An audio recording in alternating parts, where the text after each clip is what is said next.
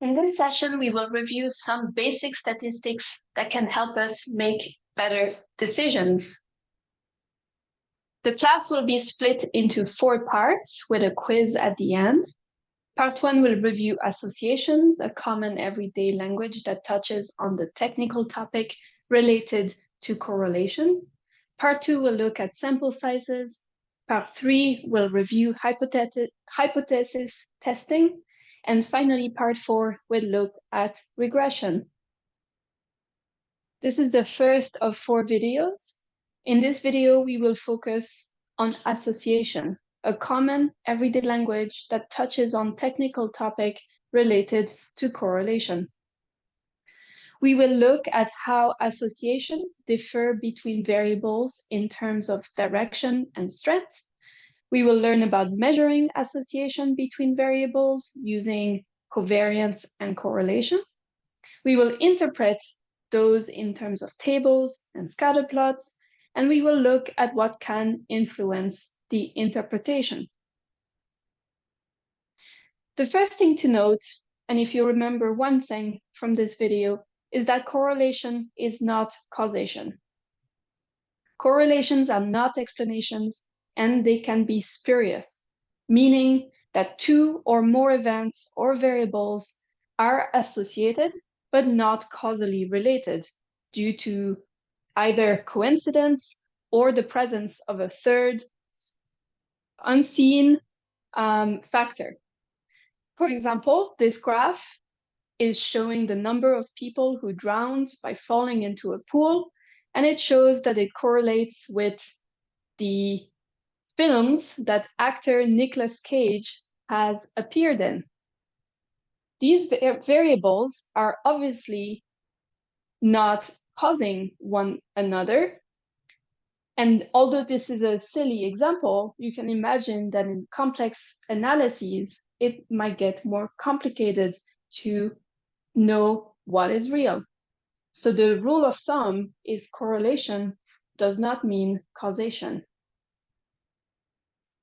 Descriptive statistics are useful to summarize data for one variable at a time. But there is increasing value in looking at relationships between 2 or more variables for a deeper understanding. In most cases, a graphical display is more useful than a table for identifying patterns and trends. Examples like scatter plots are appropriate to look for relationships between 2 quantitative variables. Other techniques can be used for non-quantitative datasets. We will be using one variable shown on the horizontal x-axis and one variable on the vertical y-axis. We can look at trend lines for the approximation of a linear relationship. Here's an example of an association. On the left graph, we have a scatter plot that is showing a positive relationship. For example, we may think about social well-being on the x-axis and grades on the y-axis. On the graph on the right, we have a negative relationship. For example, we may think about anxiety and grades. We are interested in measuring a relationship between 2 variables. A measure is a technique of descriptive analysis that gives a summary of the characteristics of a dataset. For our purposes, we are interested in covariance and the correlation coefficient. Covariance is a measure of the joint variability between 2 random variables, and the correlation coefficient is a measure of the strength of the linear relationship between 2 variables. And that measure varies between -1 and +1. And one example is the Pearson's correlation coefficient. Here you can see the formulas that are used to calculate these 2 measures. They can be found in any statistics textbook. Notice that the symbol changes if we are talking about samples or populations. We will go over that in the next part. And here's an example of calculating these measures for a data set that contains general well-being as the X variable and anxiety as the Y variable. What happens here is that we calculate the average and the standard deviation for all of the data that falls for general well-being and anxiety. We take the average of the X and Y from each value to get the deviation score. We then multiply them, and then we get a total. By dividing by the count minus one, the count minus one, we can get the covariance. If we use the covariance and we divide it by the multiplication of the standard deviation, we get the correlation coefficient. In this instance, the Pearson's correlation for the two variables we're interested in, general well-being and anxiety, is minus 0.96. We can interpret that number as there is a strong negative relationship, as seen by the minus, and the number being close to 1. And this means as general well-being increases, anxiety decreases. What does a relationship of various trends look like? Here I'm showing examples of positive correlation. So let's look at the top left graph first. We see dots, and each dot is representing an observation. The dots are scattered, they're quite far from each other. The correlation coefficient is low. As the dots start to get closer together and start to form a line, the coefficient increases. We know this is a positive correlation because as one moves up the line, we start to increase. So one variable is increasing as the other variable increases also. Here's what it looks like when we have a negative correlation. Now this time, the line goes the opposite way. As one variable increases, the other one decreases. We may ask ourselves at this point, is a negative correlation a bad thing? And the answer is not always. It just means that as one variable goes in one direction, the other one goes in the other. For example, as general well-being increases, depression decreases, and that's a good thing.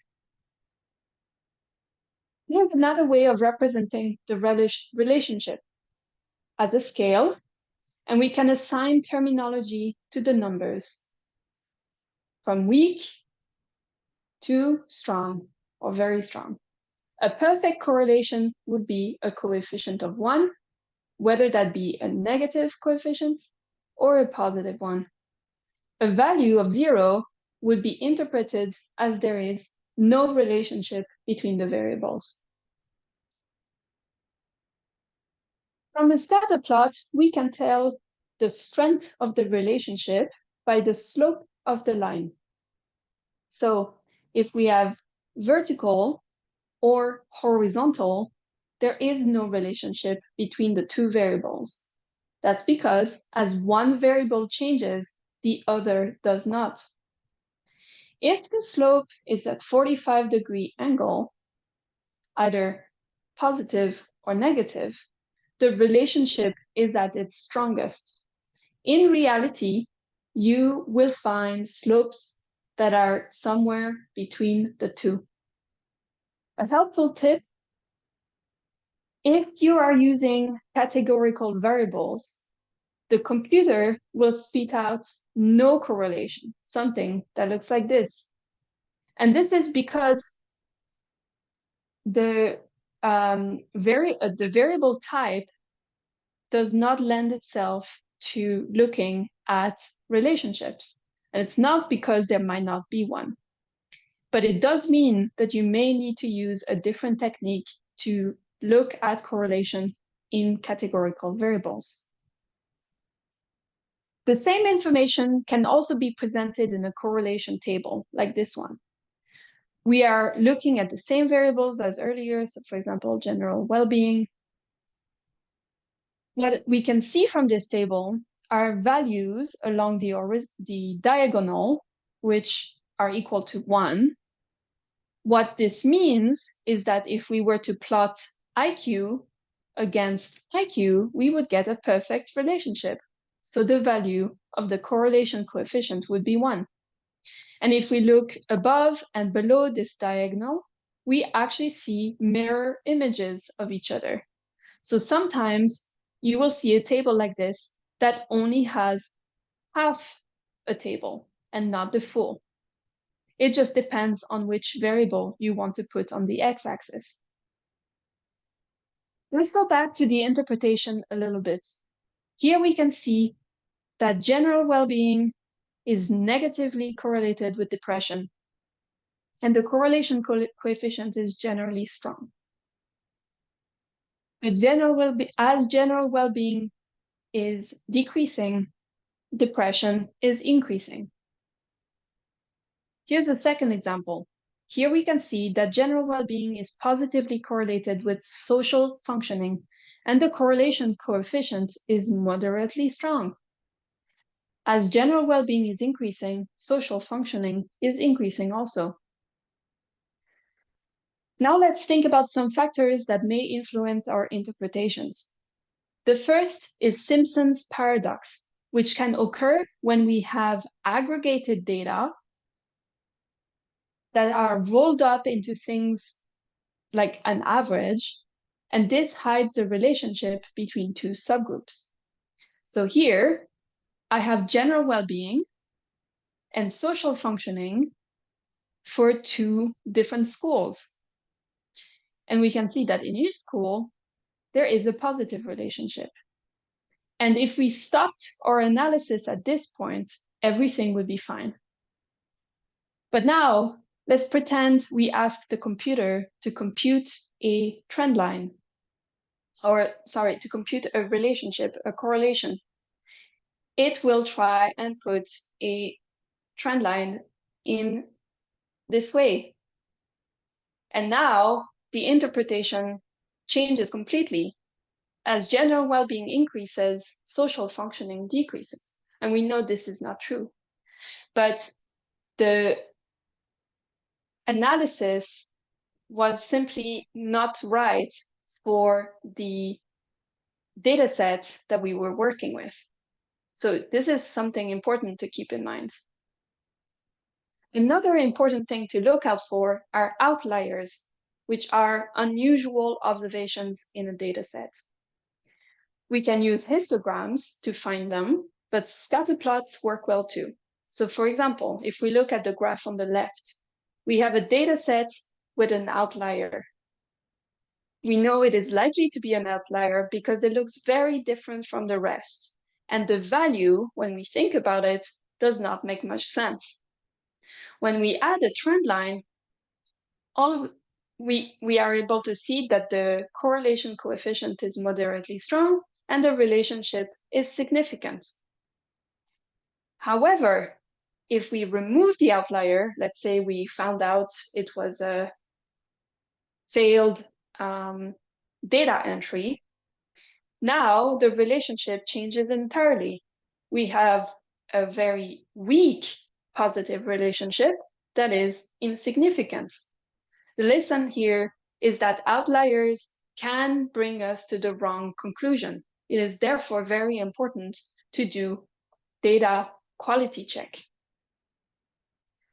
The next consideration to keep in mind is that correlation is best to describe a linear relationship, and if there are some seasonality or cyclical trends, these may not be captured by the analysis. For example, here we have data points collected for months of the year. Let's pretend it is sales of snowboards. And we can see that there is a negative relationship between the two for the first half of the year. But now let's look at the second half of the year. And now we can see the relationship has become positive as consumers start to get ready for winter. But if we ask the computer to compute the correlation, it will spit out this flat line and tell us that there is no relationship. That's because correlation can only capture linear relationships and will miss important patterns if there are seasonality or trends or cyclical trends.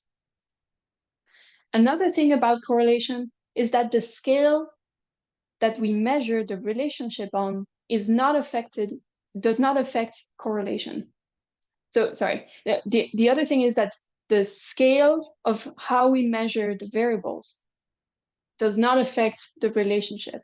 So for example, if we were to measure customers' age in years versus sales in millions, we would get the same relationship as if we were to measure customers' age in months versus sales in zillions. And that's because we are measuring relationship, and this has nothing to do with the units.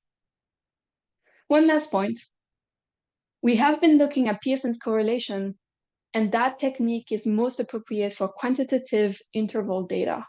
But be aware that different types of data will need different types of analyses. The software you use will give you options, and you should apply the correct one to your dataset. The nice thing about all this is they all work in similar ways because they tell us about the strength and direction of the relationship. In summary, scatter plots can be helpful visualizations to identify relationship strength and direction. Measures of covariance and correlation coefficients help to quantify relationships between variables, and various factors may change the interpretation of association between variables, for example, outliers, Simpson's paradox, and nonlinear relationships. Here are some objective checks for you to consider.